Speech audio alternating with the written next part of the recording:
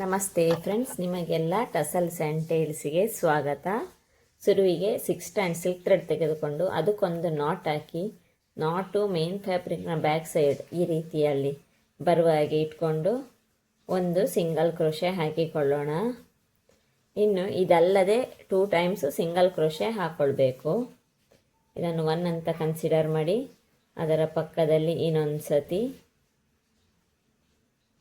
ಅಲ್ಲೇ ಪಕ್ಕದಲ್ಲೇ ಬರಬೇಕು. ಅದರ ಪಕ್ಕದಲ್ಲೇ ಇನ್ನೊಂದು single crochet, total 3 times single crochet ಹಾಕ್ಕೊಳ್ಬೇಕು ಈ ರೀತಿಯಲ್ಲಿ.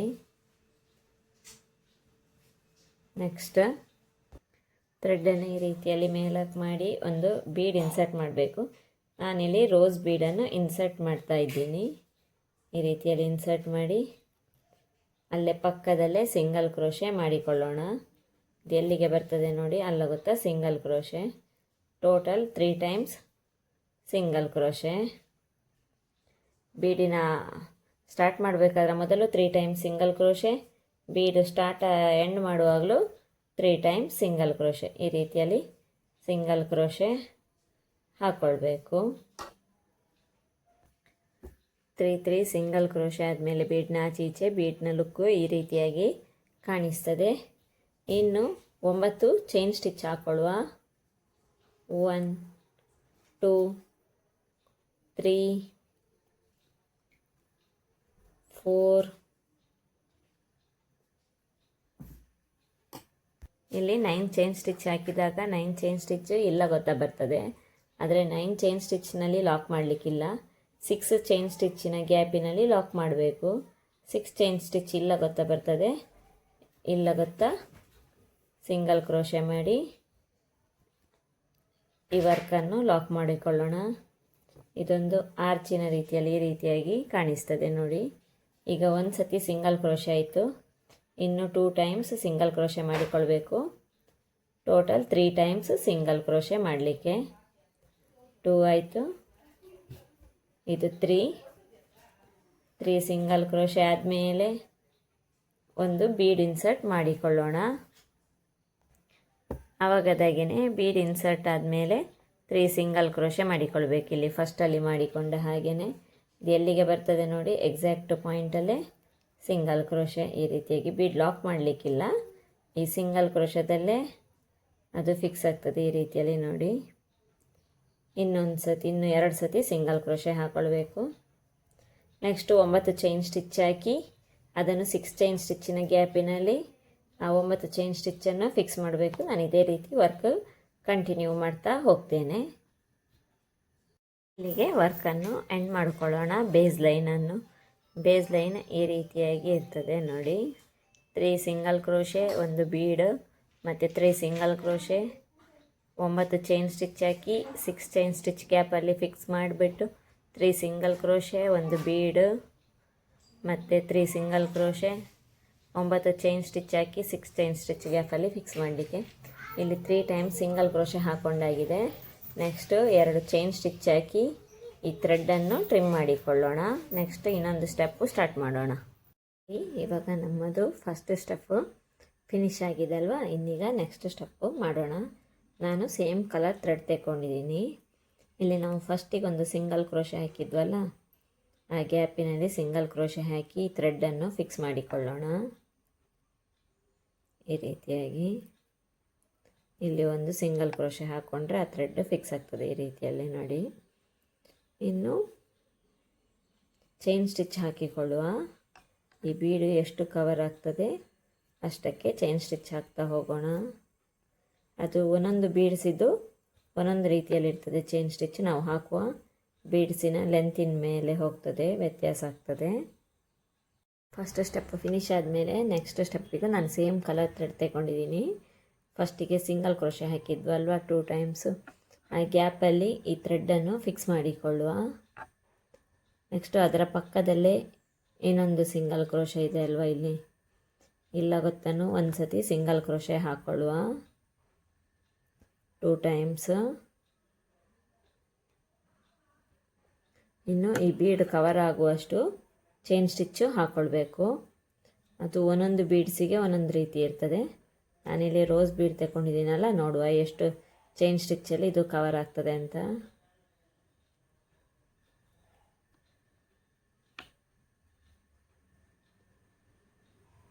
ಇಲ್ಲಿ ಫಸ್ಟ್ ಇದು ಸಿಂಗಲ್ ಕ್ರೋಶೆ ಇದೆ ಅಲ್ವಾ, ಆ ಸಿಂಗಲ್ ಕ್ರೋಶಕ್ಕೆ ಫಿಕ್ಸ್ ಮಾಡಿಕೊಳ್ಬೇಕು. ಈ ರೀತಿಯಾಗಿ ನನಗೆ ಇಲ್ಲಿ 4 ಚೈನ್ ಸ್ಟಿಚ್ ಹಾಕ್ಕೊಂಡಿದ್ದೀನಿ ನಾನು. ಈ ರೀತಿ ಬಿಟ್ಟು ಹೋದರೆ ಈ ರೀತಿಯಲ್ಲಿ ತೆಗೆದುಕೊಂಡು ಇನ್ನೊಂದು ಸತಿ ಮಾಡಿಕೊಂಡ್ರೆ ಆಯಿತು. ಇಲ್ಲಿ ನಮ್ಮದು ಕುಚ್ಚು ಬರ್ತದೆ ಈ ಗ್ಯಾಪಲ್ಲಿ. ಆಮೇಲೆ ಇಲ್ಲಿ ಫಸ್ಟ್ ಇದ್ದು ಇನ್ನೊಂದು ಚೈನ್ ಸ್ಟಿಚ್ ಇತ್ತಲ್ಲ, ಸಿಂಗಲ್ ಕ್ರೋಶೆ, ಅದನ್ನು ಹಾಗೆ ಬಿಡಬೇಕು. ಸೂಜಿ ಮೇಲೆ ಒಂದು ಲೂಪ್ ಉಂಟು, ಇನ್ನೊಂದು ಲೂಪ್ ತೆಗೋಬೇಕು. ಇನ್ನು ನೆಕ್ಸ್ಟ್ ಇದಿತ್ತಲ್ವ, 9 ಚೈನ್ ಸ್ಟಿಚ್ ಹಾಕಿ 6 ಚೈನ್ ಸ್ಟಿಚ್ ಗ್ಯಾಪ್ ಮಾಡಿ ಇಟ್ಕೊಂಡಿದ್ವಲ್ಲ ಒಂದು ಲೂಪು, ಇಲ್ಲಿಗ 3 ಲೂಪ್ ಇದೆ ಅಲ್ಲ, 3 ಲೂಪಲ್ಲಿ ಅಟ್ ಎ ಟೈಮ್ ತೆಗಿಬೇಕಂದ್ರೆ ಹಾಫ್ ಡಬಲ್ ಕ್ರೋಶೆ ಆಗ್ತದೆ. ಇದೇ ರೀತಿಯಲ್ಲಿ 5 ಟೈಮ್ಸ್ ಮಾಡಿಕೊಳ್ಳುವ.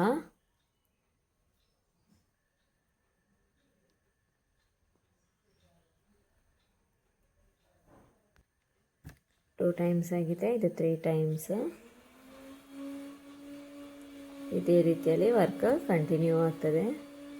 3 ಆಯಿತು. 4 ಹಾಫ್ ಡಬಲ್ ಕ್ರೋಶೆ ಅಂದರೆ 3 ಲೂಪಲ್ಲೂ ಒಟ್ಟಿಗೆ ತೆಗಿಲಿಕ್ಕೆ ಒಂದೇ ಸತಿಗೆ. 4 ಆಯಿತಾ. ಈಗ 5th ಒನ್.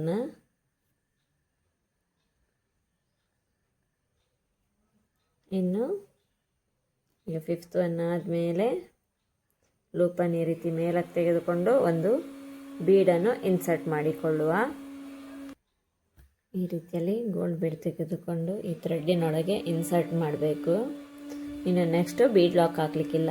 ಒಂದು ಲೂಪ್ ಉಂಟಾ, ಇನ್ನೊಂದು ಲೂಪ್ ತಗೊಂಡು 2 ಲೂಪ್ ಆಯಿತಾ. ಇದೇ ಗ್ಯಾಪಲ್ಲಿ ಬಂದುಬಿಟ್ಟು ಇಲ್ಲಿಗ 3 ಲೂಪ್ ಇದೆ ಅಲ್ವಾ, 3 ಲೂಪಲ್ಲೂ ಒಟ್ಟಿಗೆ ಹೊರಗಡೆ ಬಂದರೆ ಆಯಿತು. ಇದು ಕೂಡ ಹಾಗೆ ಲೆಂತ್ ಒಂದೇ ರೀತಿಯಲ್ಲಿ ಇರಬೇಕು. ಇಲ್ಲಿ ಕೂಡ 5 ಟೈಮ್ಸ್ ಮಾಡ್ಕೊಳ್ಬೇಕು. ನೀವು 5 ಆದರೂ ಮಾಡ್ಕೋಬೋದು, 6 ಬೇಕಾದರೂ ಮಾಡ್ಕೋಬೋದು. ನಾನು 5 ಮಾಡ್ತಾಯಿದ್ದೀನಿ. 3rd ಒನ್, 4th,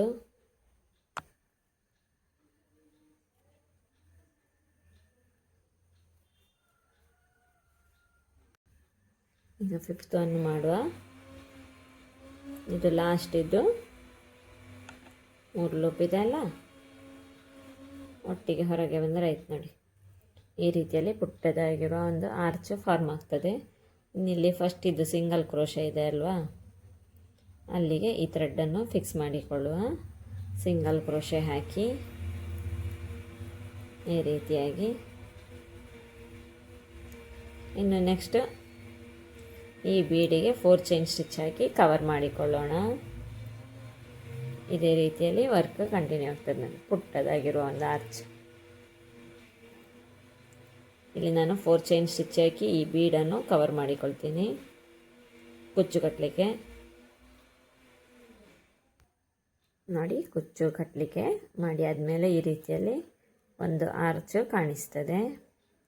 ಇಲ್ಲ ಗೊತ್ತೊಂದು ಕುಚ್ಚು, ಇಲ್ಲ ಗೊತ್ತೊಂದು ಕುಚ್ಚು ಬರ್ತದೆ. ನೆಕ್ಸ್ಟ್ ಇದರೊಳಗೇನು 5 ಹಾಫ್ ಡಬಲ್ ಕ್ರೋಶೆ ಮತ್ತು ಬೀಡ್ಸು, ಪುನಃ 5 ಹಾಫ್ ಡಬಲ್ ಕ್ರೋಶೆ. ಇದೇ ರೀತಿಯಲ್ಲಿ ನಾವು ವರ್ಕನ್ನು ಕಂಟಿನ್ಯೂ ಮಾಡ್ತಾ ಹೋಗಬೇಕು. ಎಲ್ರಿಗೂ ವಿಡಿಯೋ ಅರ್ಥ ಆಗಿದೆ ಅಂತ ಭಾವಿಸ್ತೇನೆ. ನಾನು ಇದೇ ರೀತಿಯಲ್ಲಿ ವರ್ಕ್ ಕಂಟಿನ್ಯೂ ಮಾಡ್ತಾ ಹೋಗಿ ವಿಡಿಯೋ ಎಂಡ್ ಮಾಡೋದು ಅಂತ ಯಾವ ರೀತಿಯಲ್ಲಿ ಅಂತ ಲಾಸ್ಟಲ್ಲಿ ಹೇಳ್ತೇನೆ. ಇವಾಗ ನಾವಿಲ್ಲಿ ಕುಚ್ಚು ಕಟ್ಟಲಿಕ್ಕೂ ಒಂದು ಸಿಂಗಲ್ ಕ್ರೋಶೆ ಹಾಕ್ಕೊಂಡ್ವಿ. ಕುಚ್ಚು ಕಟ್ಟಲಿಕ್ಕೆ 4 ಚೈನ್ ಸ್ಟಿಚ್ ಹಾಕಿ ಇಲ್ಲಿ 3 ಸಿಂಗಲ್ ಕ್ರೋಶದಲ್ಲಿ ಒಂದಕ್ಕೆ. ಇಲ್ಲಿ ನಾವು ಸ್ಟಾರ್ಟಿಂಗು ಕೂಡ ಹಾಗೆ 2 ಟೈಮ್ಸ್ ಸಿಂಗಲ್ ಕ್ರೋಶೆ ಹಾಕಿದ್ವಲ್ಲ, ಅದೇ ರೀತಿ ಇಲ್ಲಿ ಎಂಡಲ್ಲಿ ಕೂಡ ಹಾಗೆ 2 ಟೈಮ್ಸ್ ಸಿಂಗಲ್ ಕ್ರೋಶೆ ಹಾಕಿ ವರ್ಕ್ ಎಂಡ್ ಮಾಡೋದು. ಸ್ಟಾರ್ಟ್ ಮಾಡಿದ ಹಾಗೆಯೇ ಎಂಡ್ ಮಾಡಲಿಕ್ಕೆ. ಸಿಂಗಲ್ ಕ್ರೋಶೆ ಆದಮೇಲೆ ಒಂದು ಚೈನ್ ಸ್ಟಿಚ್ ಹಾಕಿ ಅಥವಾ 2 ಚೈನ್ ಸ್ಟಿಚ್ ಹಾಕಿ ಥ್ರೆಡ್ಡನ್ನು ಟ್ರಿಮ್ ಮಾಡ್ಕೊಳ್ಳುವ. ಇದಕ್ಕೆಲ್ಲ ಕುಚ್ಚು ಕಟ್ಟಿ ಆದಮೇಲೆ ಈ ಕುಚ್ಚಿನ ಫೈನಲ್ ಲುಕ್ಕು ಹೇಗೆ ಬರ್ತದೆ ಅಂತ ನೋಡೋಣ. ಕುಚ್ಚು ಎಲ್ಲ ಕಟ್ಟಿ ಆದಮೇಲೆ ಈ ಡಿಸೈನ್ನ ಫೈನಲ್ ಲುಕ್ಕು ಈ ರೀತಿಯಾಗಿ ಕಾಣಿಸ್ತಿದೆ ನೋಡಿ. ಈ ಡಿಸೈನು ಬೇಗನೆ ಮಾಡಲಿಕ್ಕಾಗ್ತದೆ, ತುಂಬ ಸುಲಭವಾಗಿರುವ ಡಿಸೈನು. ಬಿಗಿನರ್ಸ್ ಕೂಡ ಈ ಡಿಸೈನನ್ನು ಟ್ರೈ ಮಾಡ್ಬೋದು. ನೀವು ಟ್ರೈ ಮಾಡಿ ಡಿಸೈನ್ ಹೇಗೆ ಬಂದಿದೆ ಅಂತ ನನಗೆ ಕಮೆಂಟ್ ಮಾಡಿ ತಿಳಿಸಿ. Thank you for watching.